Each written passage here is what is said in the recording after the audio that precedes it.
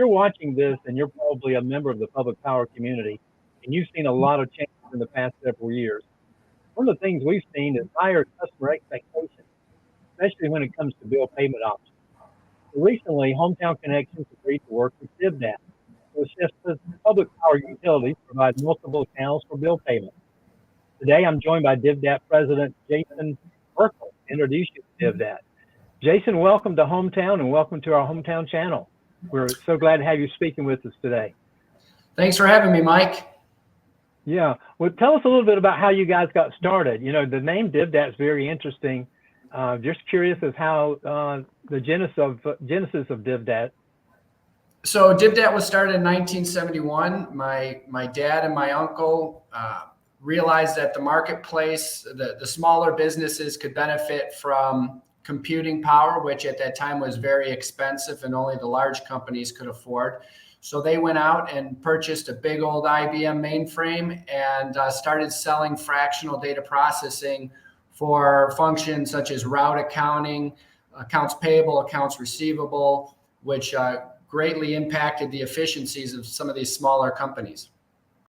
We'll get back to Jason in a moment, but if you find these videos helpful and informative, please like and subscribe. Now back to Jason. Diversified data processing and communications, and obviously that's quite a mouthful. So our customers started calling us DivDat, much in the way that Federal Express people started calling them FedEx. So when in the late 90s, when it came time to build our URL, we just went with what our customers called us, DivDat, and that stuck. And so now our DBA is DivDat. Awesome. So I'm just curious how you went from renting mainframe space to doing what you do today. What was that journey like for you? Well, so it started because as most things start, it's all about the data. And because we were receiving data from the companies for route accounting, accounts payable, and accounts receivable, the natural progression as technology evolved over the last 53 years was to take that data and communicate it to whoever needed to receive it, whether it was a payer, whether it's in route accounting to the drivers. So we just evolved with the technology, and our customers asked us, well, since you have the data, can you send it to our customers to receive payment? And at that time, the big technology or the way that we communicated was print and mail. So we became one of the largest print and mail companies in the late 70s, early 80s.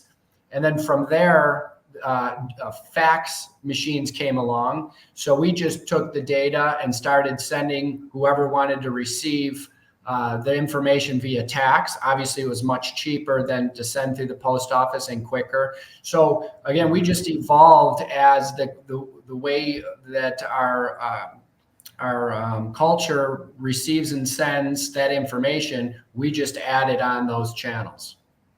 Gotcha.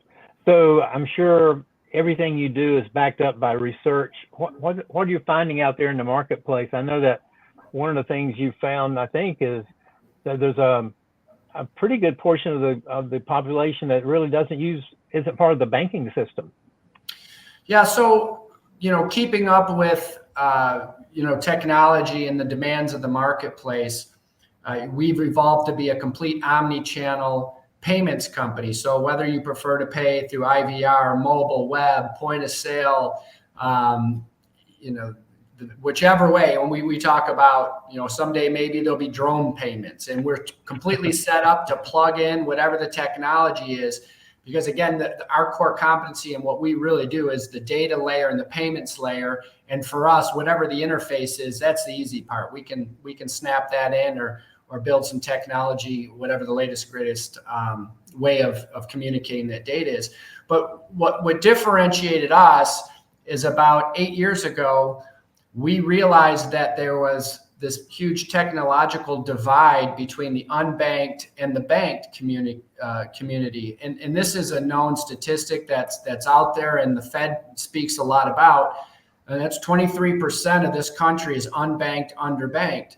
So what does that mean? That means it's very challenging for them to pay their bills the way they want to pay their bills. Now, there's other alternatives. They can go out and they can pay fees, or they can go get a money order, but it's cumbersome for them. So what we set out to do, and that's what our tagline says up there, is level the paying field.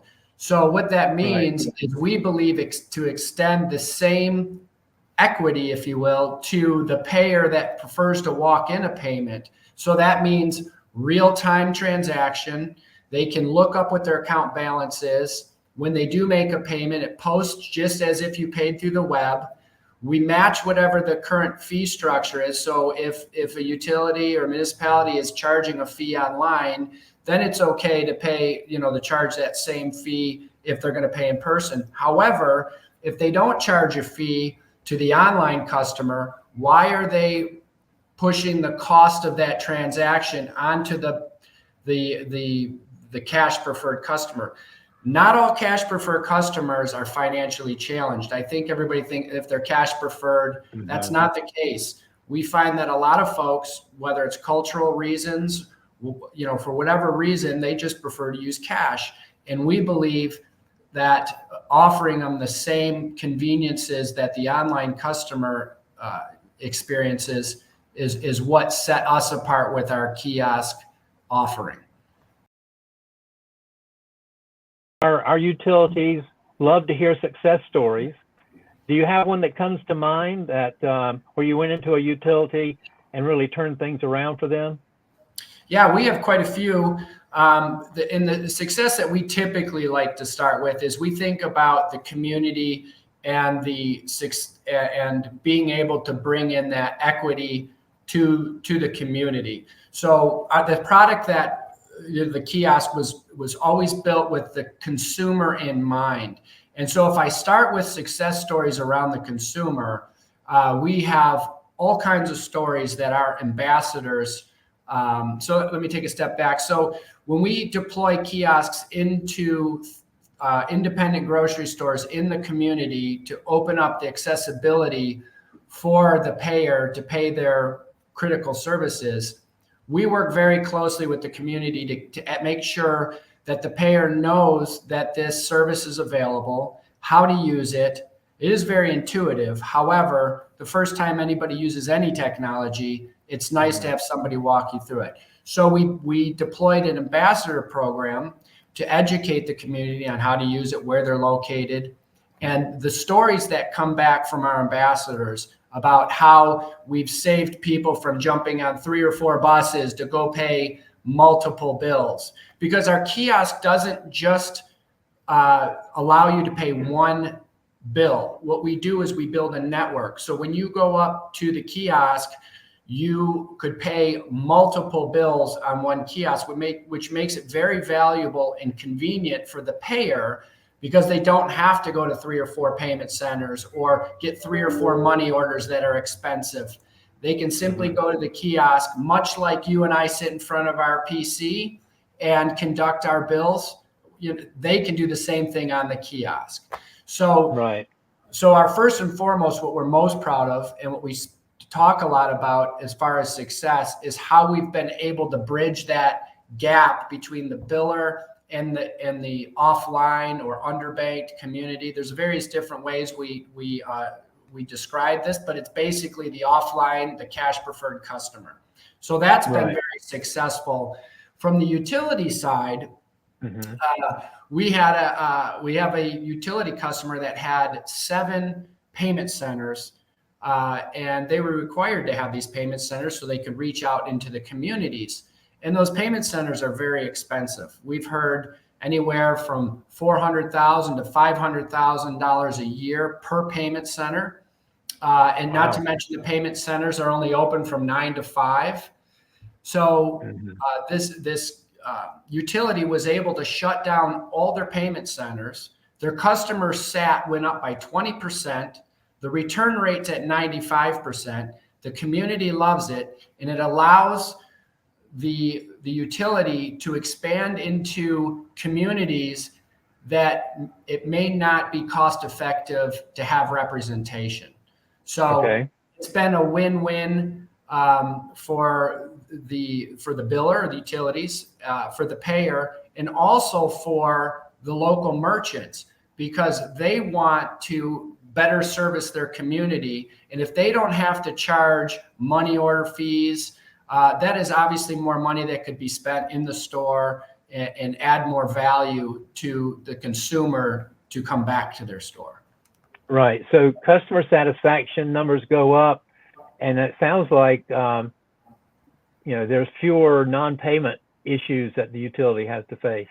There's definitely been a reduction in shutoffs. The other area that greatly reduces is call center activity when there are calls for balances. So the way the kiosk works, much like you're sitting on your laptop, you can go up to the kiosk, query your account, determine what you're paid so that you can budget going forward, as opposed to having to call into the utility. So another strong ROI is reducing calls into the call center for balances and other type of account inquiries. Great. Yeah, well, I like the win-win situations. Jason, if someone who's watching wants to get more information about DivDat, can I just put your web address at the end of this video to have them check it out? Absolutely. We greatly appreciate that. Any final words for us today? Yeah, one other thing I'd like to touch on is what separates us on the payment side of things. Certainly our big differentiator is our best in practice solution for cash preferred customers.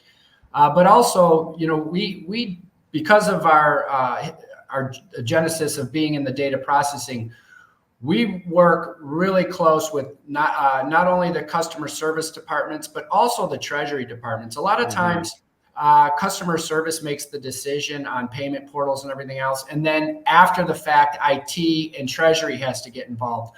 Well, there's a lot of work that has to be done on the treasury side to reconcile these payments, chargebacks, NSFs, you name it, all the things that go along with payments. What we do is we work very closely with the treasury departments as well to streamline those processes. And we have yet to find a customer that we can't greatly enhance their back-end process in their treasury. Again, because we have 53 years of dealing with data, it allows us to streamline and gain efficiencies in the back-end treasury process. And that's a key point on a differentiator with DivDat. Awesome. Well, Jason, thank you so much for spending time with us today and introducing us to DivDat. I encourage anyone who is looking to improve their customer service, improve their customer satisfaction numbers, and at the same time improve the financial situation of the utility to give DivDat a look. And we'll put some contact information at the end of this video. Jason, thank you for joining us, and thank you everyone for watching. Thank you, Mike. I really appreciate it.